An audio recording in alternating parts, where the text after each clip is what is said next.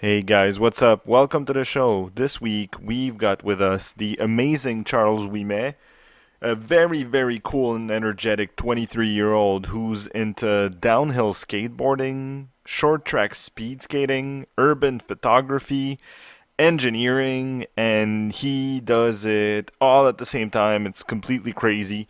He's really, really inspiring, and I hope you enjoy this discussion I had with him. Yeah, so without further ado, let's roll the tape. Are you ready to go adventuring? Come along, my friend of mountains and men. This episode is brought to you by the Nomadic Wife's Feast of Spring.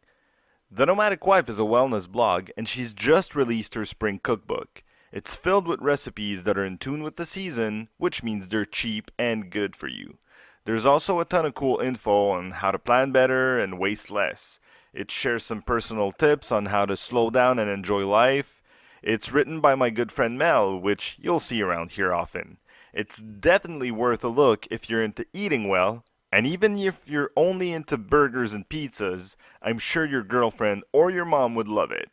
Go check it out at thenomadicwife.com/shop. All right, hey, we're here with Charles. How are you, man? Hey, Jonathan. I'm pretty good, and you? I'm good, thank you. Thanks for joining me. So, yeah, there's a ton of stuff that you do that I want to get into, but the first one I wanted to talk to you about is the downhill skateboard. How's that?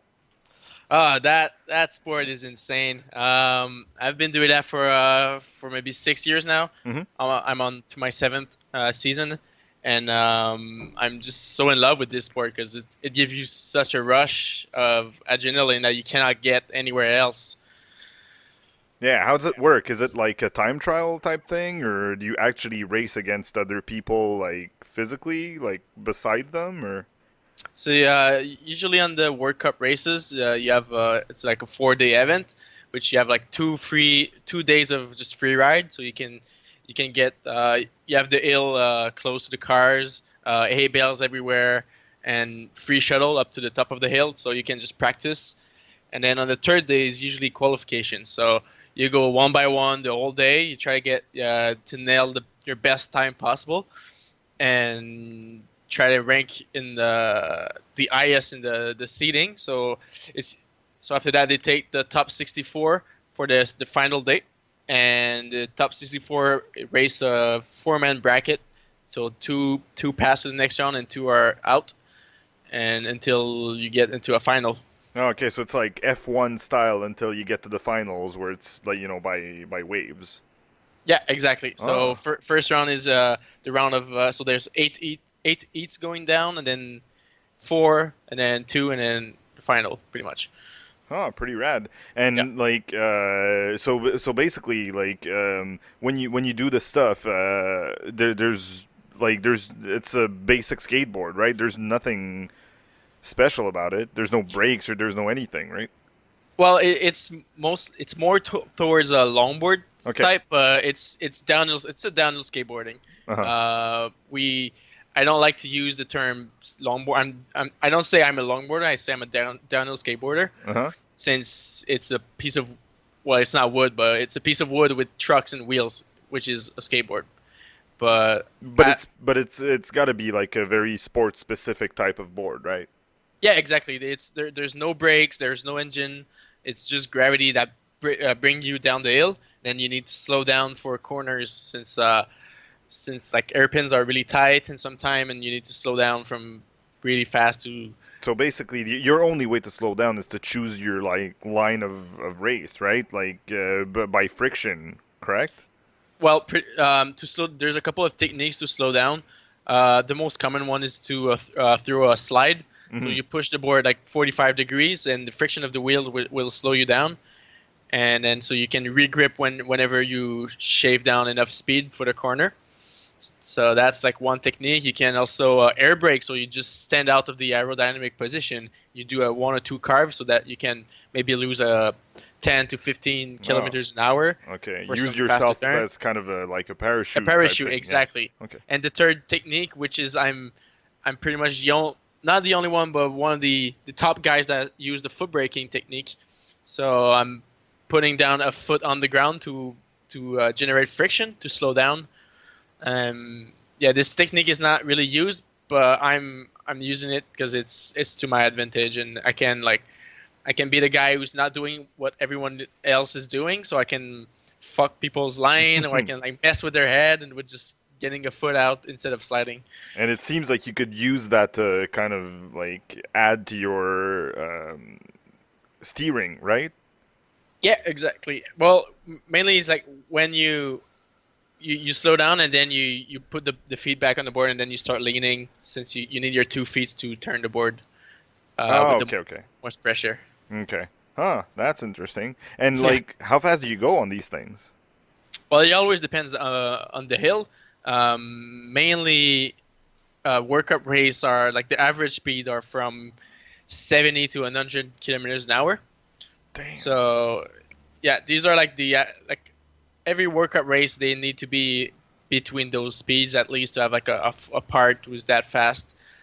And yeah, it's fast for when you're racing 4 people down the hill at the same time at like over 90 kilometers an hour, and there's a corner that you need to slow down. It can get pretty hectic, but at the level that downhill skateboarding is lately is you're only racing with people who knows what they're doing pretty much. So So it it's- doesn't. it's, I'm sorry. Go ahead.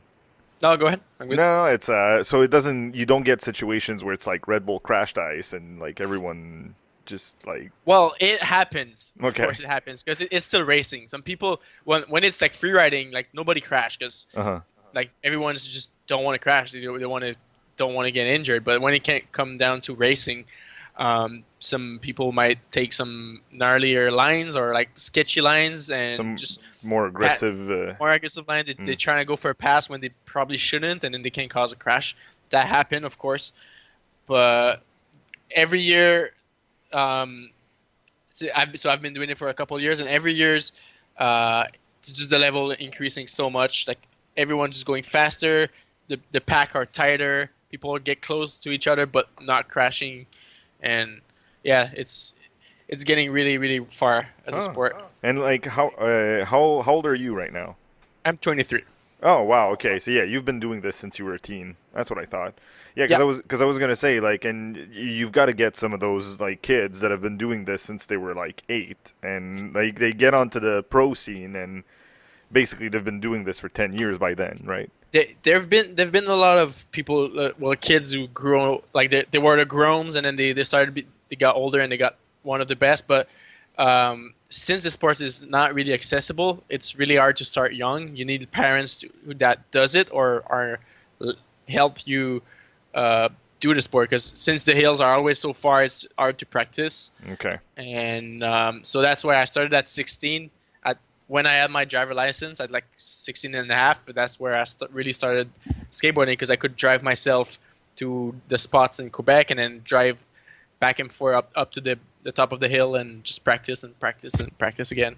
Yeah, and I mean you've gotta need some pretty wide roads, right? That like there's nothing purpose built for that. So Nope.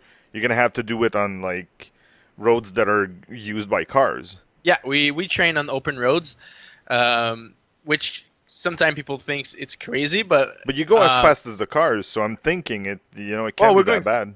well, we're going faster than the car. Yeah, so pretty there much. you go. But the issue is like you cannot fucked up. You cannot fall on open road. It's like you always have to stay in your lane, because when there's a car coming up the hill, if you crash in front of it, you're gonna lose.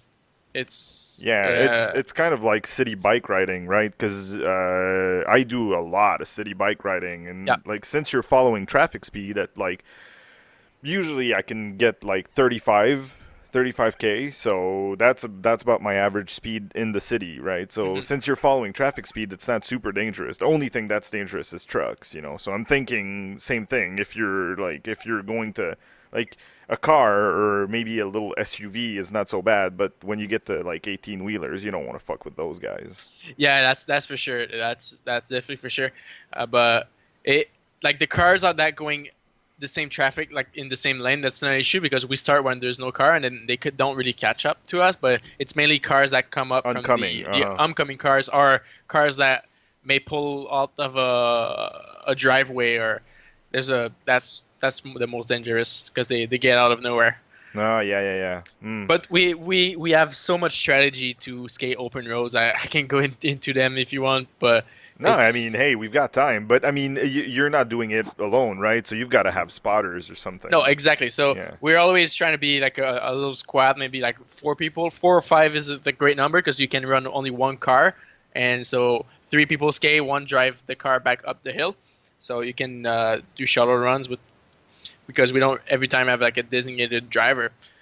But when we do that in open roads, we have tons of like safety strategy that we use. So sometime if there's only one corner that's dangerous, we're always gonna have someone in the corner doing like a big wave with the roll with his arm, so we know that there's no car. And if there's a car coming, he can just put the 2 arms on top of his head and do a X sign.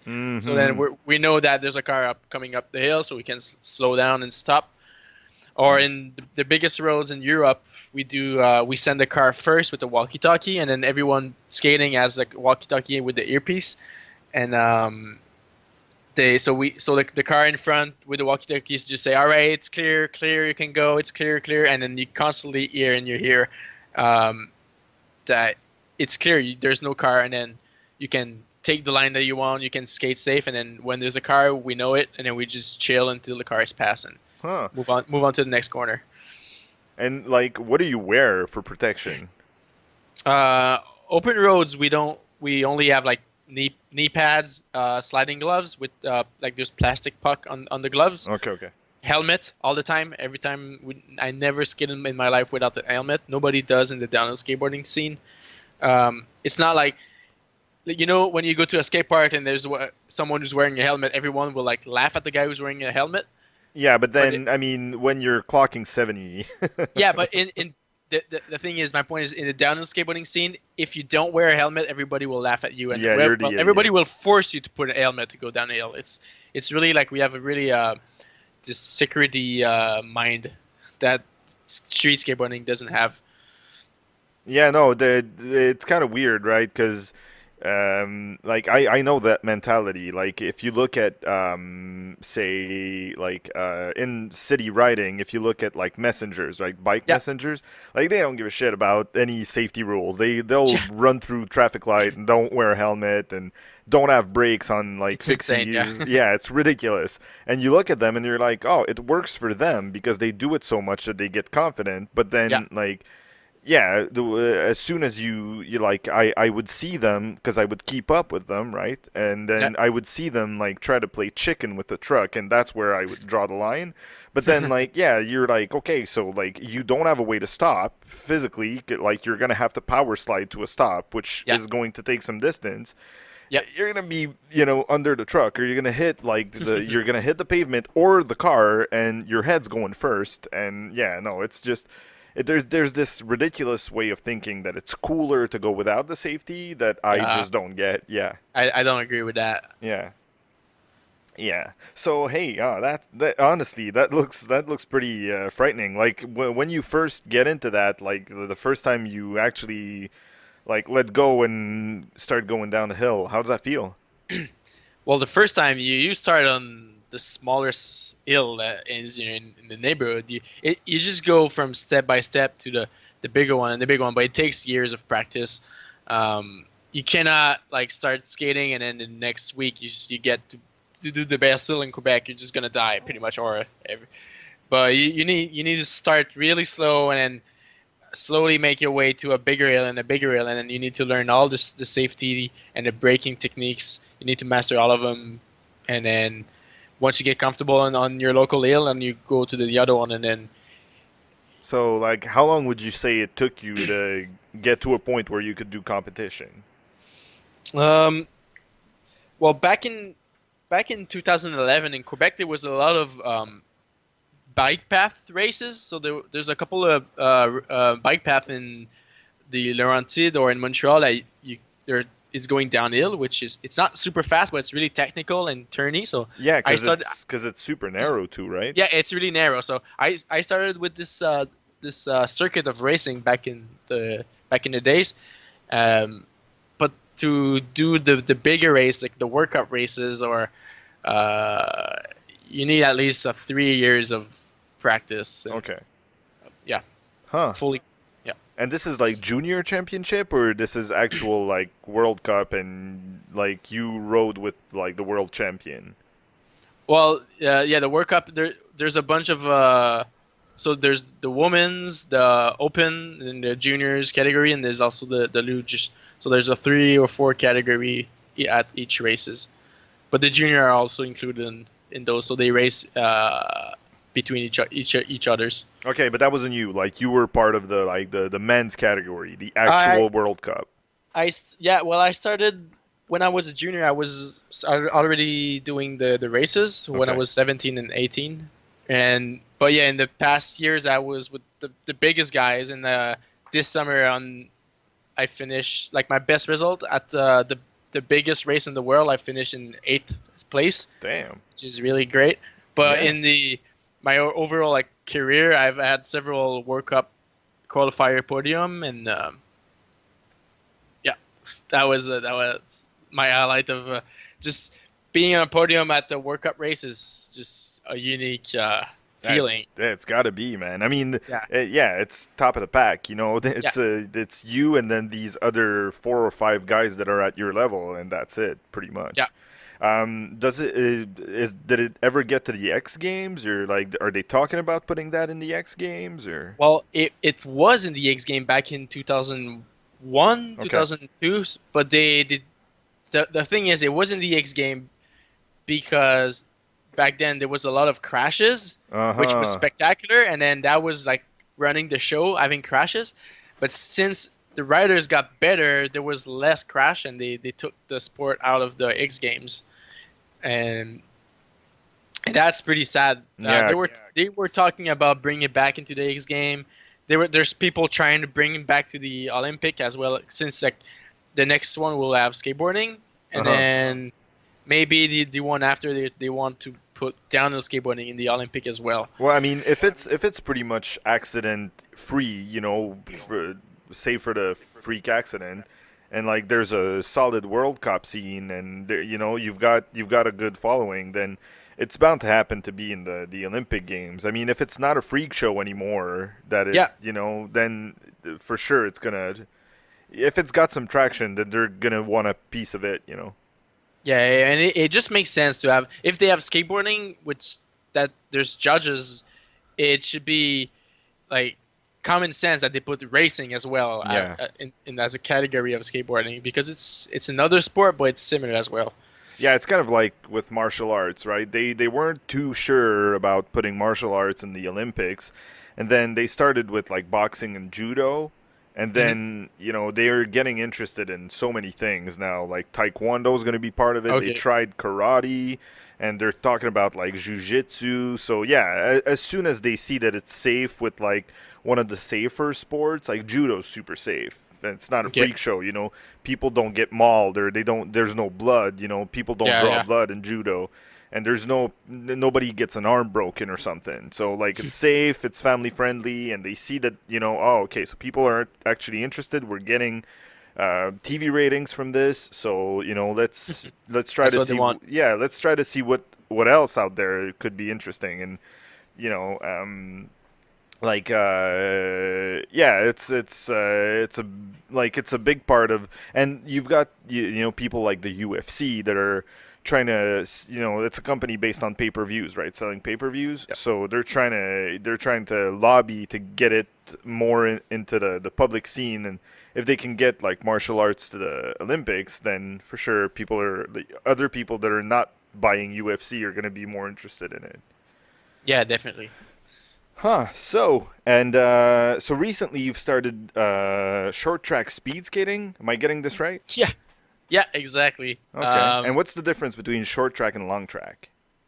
So, well, short track speed skating is it's 111 meters lap, and long track is more like a 400 laps, like those huge ice rinks. And short track it's mainly it's like big as a hockey arena. Okay. Yeah. Okay, and But like when you do long track, you're pretty much on your own, or like against another person side by I side. But I never did the long track. okay, okay, Yeah. and Well, I needed like a winter sport, and since a couple years I was like I wanted to get into the short track speed skating, but and this year I finally made it happen. uh-huh. And it's just so similar to downhill skateboarding. There's so much points that are it's like the same sport but on skates, on like ice skates instead of a skate. So Yeah, but it's basically yeah, no, I get what you're saying. And like there's you're side by side with a bunch of people and there's actual like physical competition right by you. So I'm guessing it's pretty much it's got to have the same feel. exactly, like it's just when you start, it's a sprint, and then there's lines that you need to be aerodynamic. You need to be really strategy, like you have a really good strategy when to pass and when to not to pass. You need to when you lean into the corners, it's like this almost the same position as sliding in longboarding, Mm. when you just like dive your shoulders really low, and then there's a there's like 25 degree between like the ice and your legs, which is really really crazy when you go like Yeah, it's fast pretty turn. steep, sure. Yeah, it is. So so I did fall in love with this sport, and now I'm doing it like a lot. Yeah, and I mean, if it keeps you on the edge when you get back into your like skateboard season, then you haven't like lost the hunger, if I can call it that.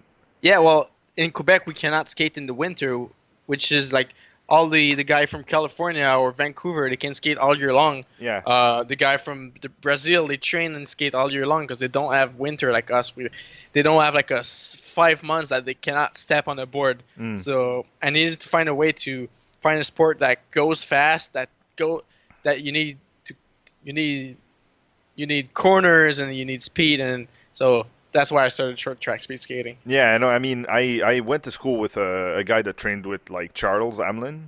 Yeah. And yeah, I mean, you could see that, even in his off season, this guy had like massive legs. It was ridiculous. Like Yeah. it keeps you in shape too, I'm sure.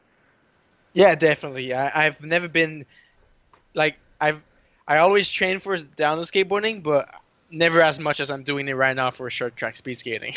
I'm getting so much in shape. Yeah, because there's no Uh, gravity to help you. You really have to power yeah, yourself out. you are your own engine, Yeah. and the thing is, it takes so much energy to go through the corners. It's like, since it's a corner after corner, it's not like downhill skateboarding. There's sometimes straight lines, which you're in like the aerodynamic position. It still hurts the leg, but not as much as a corner. But short tracks became it's just corners and corners and corners, one after the other. And like the top guys that goes fast, really really fast, there's up to 2.7 g-force into the legs on every corner. So if you do the math, like let's say I weigh 150 pounds, every corner It's you like do like 400. you do a 400-pound squat every Yeah. corner for like let's say the race is 10 laps for 20 turns. Yeah, So, yeah. I mean, it's if you're insane. if you're in a plane and there's 2 Gs on you, you can't like you can't get up from your seat, you know? Yeah. So yeah, that's pretty crazy. Jesus. Yeah. Huh. And I mean, yeah, no, I was when I was looking you up, I checked some short track speed skating. It's pretty spectacular. I mean, I saw a race where like a guy was in fifth, and like just because he chose the right line, you could see it. Like he just saw an opening and he chose the right line, and like within one corner, like one hairpin, he was first, and Yeah. it's super spectacular. Like high level speed skating is pretty interesting. It's insane, and I really want to get into it. I'm putting all my effort lately, and I just like next year I'm gonna get into racing, and then might take me a year or two to get to the big levels, but I'll make it happen. Pretty sure. And are you still like still competing like top level skateboarding?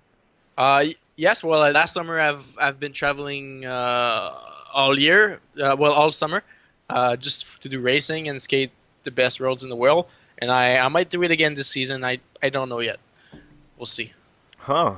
I need to I need to choose either I train really really hard for speed skating the whole summer, so then next winter I'll be at my top of my game to get up the racing ranks faster, and then maybe the next summer I can come back onto the downhill skateboarding circuit, and then with the massive leg strength that I've built, maybe I'll come back stronger than ever, and then I don't know, Yeah. that's maybe what I need now to It's got to help you get on the start for sure, games. at least, Oh right? yeah, I of mean, course, of course. yeah, and if you have a good start, then the part where you can't muscle your way faster, then if you've got a good start, then when gravity takes on and everyone's on a level playing field, if you're ahead, you're ahead, right? Am Yeah, I wrong pretty or? much. No, well, sometimes you do want to start first. Sometimes you don't want to start first. It's depend of the track.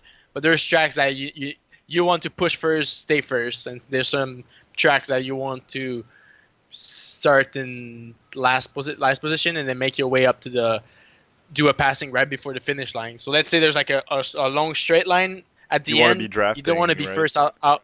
Yeah, you don't want to be first out of the last corner. You want to be like second or third place to like draft and then pass like a couple meters before the finish line. Huh, huh, huh. Yeah, and then I mean, I'm guessing like it's important when you start to have good leg strength, but then the last sprint, I don't know, I don't know what it looks like. I mean, there's gotta be some places in the race where you need to I don't know what you call, but like pedal, right? Like push with your feet In skate, and no, downhill or never, no?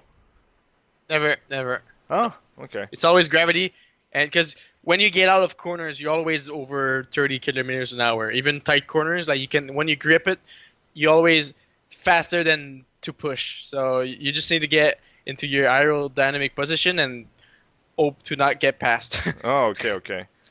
Okay, so You always need the best exit speed out of every corner. okay, so it's really about choosing your line correctly. Yeah. Oh, okay. And so basically, you're telling me that you're a pro level skateboarder, you want to get onto the pro scene for speed skating, and on top of that, you're a student and you do photography. Yeah, like I could be four different people. For like I have some friends who say, "All right, this is Charles, the speed skater, Charles, the photographer, Charles, the engineering," but I could be like really four different guy. Hey, I love it, man. Just I love it. at the I same love time. people with Yeah, energy. It's I mean, it's the driving force of the world. I mean, I'm older, but it's super inspiring to see like anybody that's got so much energy and that's just like driving their life forward like that.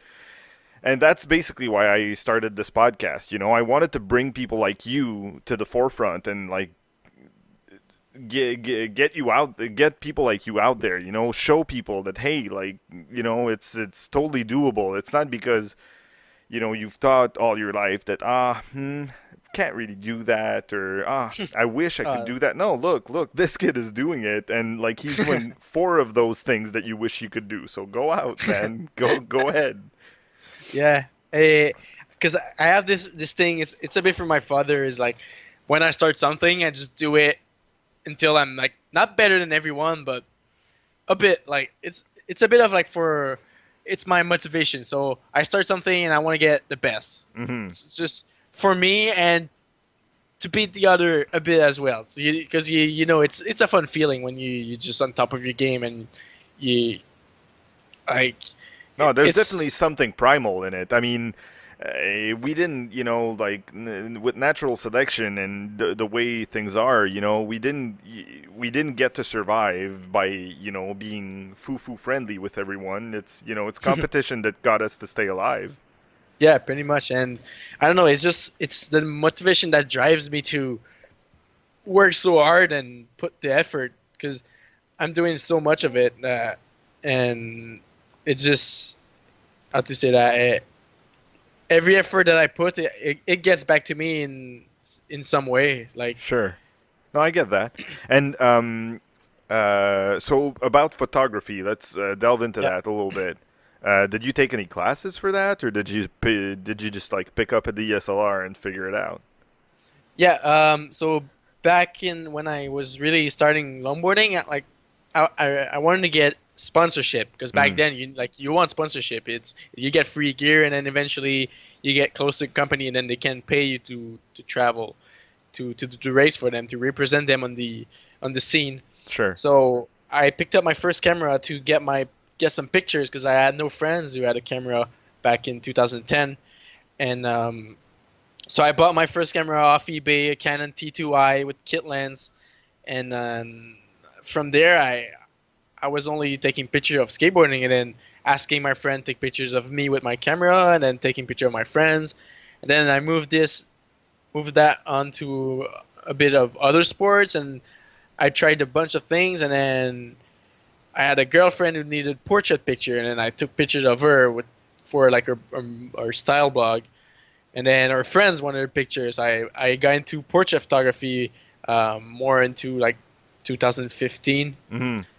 and at some point I, I, I got tired. I stopped and then when I had my so I had the shoulder surgery last year in Okay. January and when I knew I was gonna have the surgery, uh, I knew I could not do sports for like 6 to 8 months.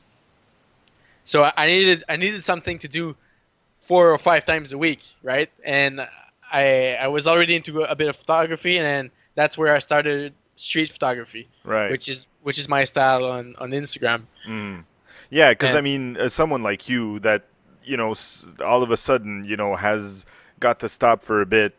You need something to keep like your insanity yes, contained. exactly. So instead of just playing video games at home, Uh, I decided to put all my energy into photography from last November to well to now pretty much. huh? Because like when athletes have to go on long breaks like that, that's those Weight Watchers photo like before and after when the Yeah, person's fat and then they get skinny. yeah, That's how they get those pictures. Like they get an athlete that is like going through a big surgery like this, and they have to stop for 6 or 8 months, yeah. and like they tell them, okay, so pound the burgers and the milkshakes, man, and then this is a like high level athlete, so as soon as they get back to it, they lose the weight right away. You can It's lose everything. Yeah, Yeah, it's supernatural for them because they're used to training hard and their body's used to burning fat, and so it's easy for them, and that's how they get those crazy before and after pictures. yeah, no doubt. So you do what you were saying is you do basically like urban landscapes is what you would call it, or Well, yeah, I would call it urban photography. This is what I've been doing it pretty much only that for the past year. Uh-huh. Lately, I want to dive into something new with my photography. I want to try something else. I still do a bit of shoots for like urban shoot, but I don't really Mm. go out anymore. Shoot Montreal. I've done like I feel I've done so much of it, and Right. I need something new. I need a new challenge, and I'll make it happen. I'm just don't I one day I don't know when I'll Nah, just gonna you're keep put some work into it and yeah, you're 23, man. Chill out. I have so Uh, much yeah yeah, no, but I get what you're saying. I mean, I've started, when like I'm super interested in like outdoors, right? The mountains of man, yeah and like climbing and hiking the mountains. But then I realized, well, I live in the city and I can't really afford to go to the mountains all the time. yeah So yeah, I got to thinking, oh, okay, well, I mean, urban adventures are a thing. So like, and that's how I found you. I think I was looking for like urban adventurers and urban warriors, and that's how I found you. And like one thing I've been super interested in that I want to start like pretty soon is like plane spotting.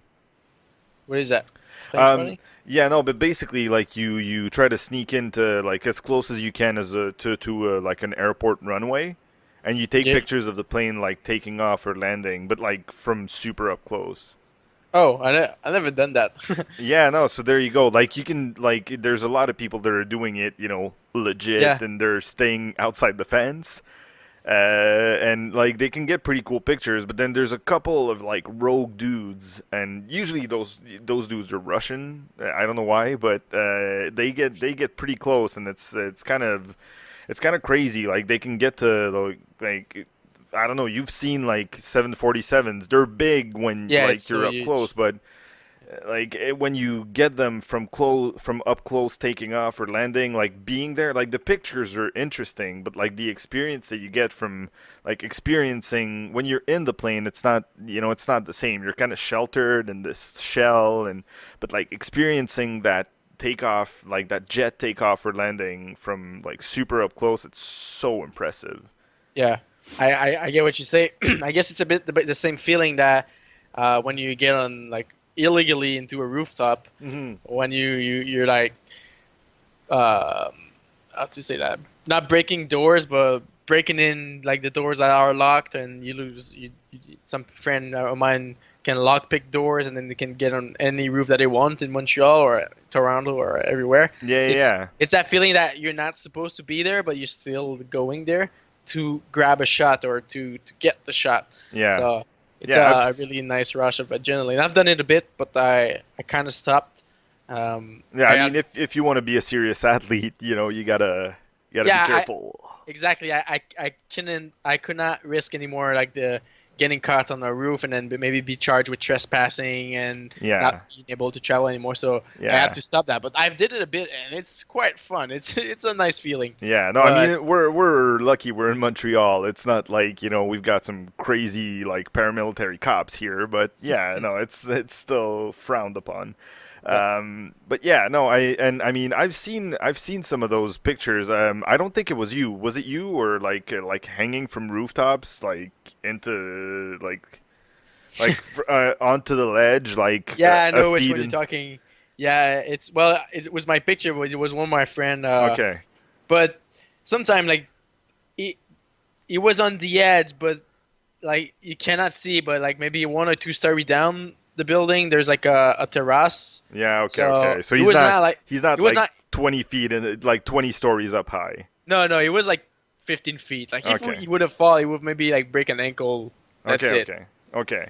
Yeah, But but still, I mean, like you see those pictures from like people climbing cranes, like construction cranes or yeah, crazy stuff like that, and I mean, it's always interesting to look at like their point of view and what they have to go through to like get those shots. yeah, And but yeah, no, I would never do that. That's crazy. it Like is. I get scared of heights on top of like a climbing wall that's 120 feet. So yeah, forget that. So yeah, I mean, hey, it was super interesting, man. It's always fun to have like an energetic person like yourself. No, Thank you. but for real, I mean, it's I mean that's why I do this. I mean, the conversation that you can have with someone like this, it just fires me up all the time. Well, I'm glad I can fire your day up. Yeah, for sure. I don't get to do those kind of like interviews that often. I guess there's not a lot of people who's running like podcasts like you do. And when you contacted me, I said, "Oh, that's a cool project. Why not?" Yeah, no, for sure. So thanks for joining me. Can't speak. Thanks for joining me, man. No problem. All right. That's it for the week, guys. And you can follow Charles on all of his Instagram accounts at Refined Moment. Charles Ouimet. That's Ouimet for you non-French speaking kids. And his personal one, Chuck Aldo. And yeah, I mean, he posts a ton of stuff, so it's really, really cool. And if you have a minute, guys, I'd appreciate it if you would rate and review this podcast. Helps me out so, so much. And until next week, guys, take care. Are you ready to go adventuring?